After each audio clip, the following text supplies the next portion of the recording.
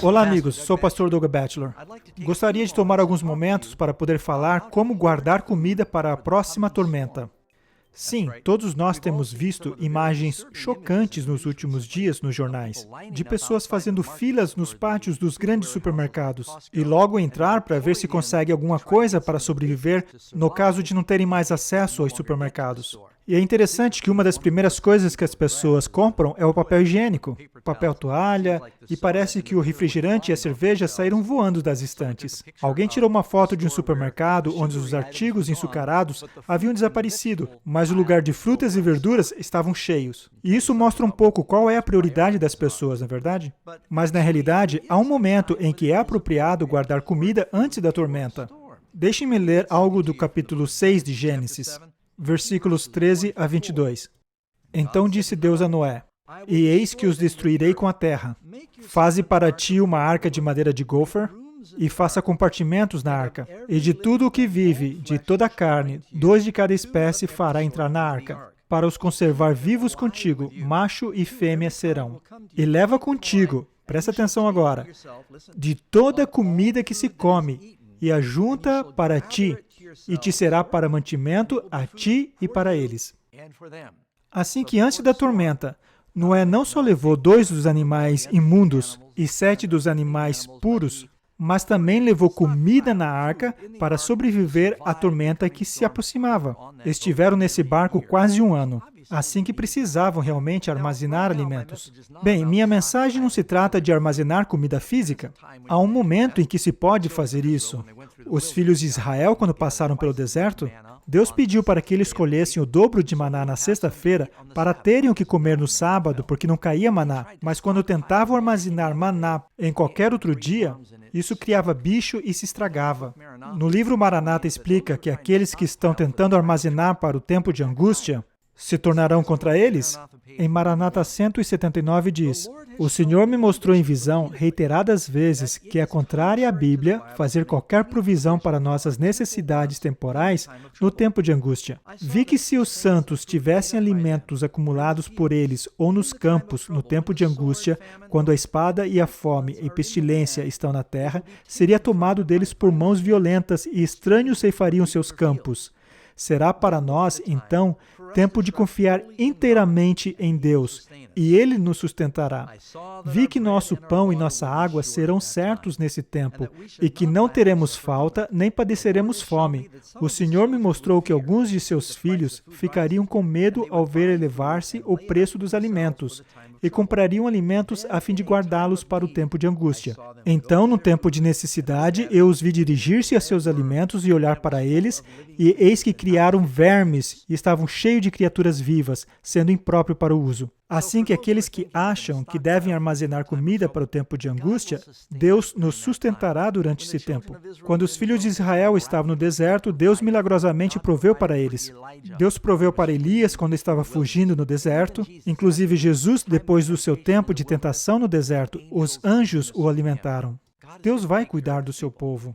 Então, que tipo de comida devemos estocar? Devemos guardar ou armazenar o pão da vida. Agora, nesse tempo que as pessoas estão fechadas em suas casas e não podem ir trabalhar, talvez Deus agora está nos dando tempo para que agora nós estejamos armazenando a palavra de Deus, para preparar-nos para um outro tipo de tormenta que está se aproximando. Uma tormenta que vai provar a fé de cada pessoa. Sabe, foi isso que Jesus fez quando se preparou para a grande tentação que enfrentaria no deserto. Ele guardou a palavra de Deus em sua mente e toda vez que ele estava sendo tentado pelo diabo, ele enfrentou a tentação dizendo: está escrito. Você pode ler aí em Mateus 4:4. Jesus respondeu: está escrito, nem só de pão viverá o homem, mas de toda palavra que procede da boca de Deus. Assim que agora é o momento de armazenar a palavra.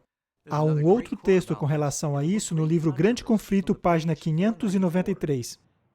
Pessoa alguma, a não ser os que fortaleceram o espírito com as verdades da Escritura, poderá resistir no último grande conflito. Somente aqueles que estão armazenando a palavra de Deus em suas mentes irão sobreviver. E o que vai acontecer? Na parábola das 10 virgens, antes do grito em que o noivo estava chegando, A Bíblia diz que todas as virgens dormiram e suas lâmpadas começaram a apagar-se. Mas quando esse grito veio, à meia-noite, o clamor da meia-noite, as 5 virgens sábias tinham óleo extra. E elas sobreviveram esse tempo de prova e tardança e puderam ir ao banquete das bodas. E aquelas que não tinham a reserva do Espírito Santo, as que não haviam armazenado a palavra de Deus em suas mentes e em seus corações, não estavam preparadas para esse tempo de angústia. Agora é o tempo. Em Salmo 119:11 fala: "Em meu coração tenho guardado sua palavra para não pecar contra ti." Não somente é importante guardar a palavra de Deus em nossa mente e nosso coração durante esse tempo, para ajudar-nos a resistir à tentação, mas também queremos nos alimentar da palavra de Deus para podermos compartilhar com os outros. Pedro diz em 1 Pedro 3,15, "Antes, reverenciai a Cristo como Senhor em vosso coração, estando sempre preparados para responder a qualquer pessoa que vos questione quanto à esperança que há em vós." Precisamos conhecer a palavra para poder compartilhar e defender nossa fé. Jesus nos advertiu que o tempo se aproxima. Marcos 13:9. "Por minha causa vos farão comparecer à presença de governadores e reis, e isso se constituirá em testemunho para eles." Necessitamos saber o que cremos para poder defender nossa fé. Às vezes pode ser um lugar público e outros se converterão pelo que dizemos, mas agora é o momento de estarmos armazenando a palavra de Deus. Em 2 Timóteo 2,15, Paulo diz: "Procura isto sim, apresentar-te aprovado diante de Deus, como obreiro que não tem do que se envergonhar e que maneja corretamente a palavra da verdade." Precisamos aprender a comparar a palavra com a palavra, e esse é o momento ideal para que nos dediquemos a memorizar as Escrituras. E haverá uma fome, e a Bíblia nos diz que antes que essas coisas aconteçam, haverá uma fome, mas não é só de pão, mas também da palavra de Deus. Em Amós 8, 11 e 12 diz: "Eis que então chegará os dias, previne o Senhor Adonai, em que mandarei a fome sobre esta terra, não simplesmente fome por comida, nem sede de água, mas a fome e sede de ouvir e se alimentar da palavra do Senhor. Os homens vaguearão de um mar ao outro, do norte ao oriente, buscando a palavra de Jeová, mas não lhes será possível encontrar." Será tarde demais, agora é o momento. Especialmente agora que as pessoas estão em quarentena, estão ilhadas. Quem sabe você pode se conectar com um amigo e se desafiarem mutuamente a citarem partes das Escrituras de memória. Mas agora é o momento de nos alimentarmos da palavra de Deus. Sabem, os beija-flores são criaturas incríveis e normalmente comem a cada 10 e 15 minutos. Eles têm um metabolismo incrível e suas asas batem centenas de vezes por segundo. Mas uma vez por ano, os beija-flores migram por 500 milhas através do Golfo do México para a Península de Yucatán. Como eles fazem isso? Como se preparam?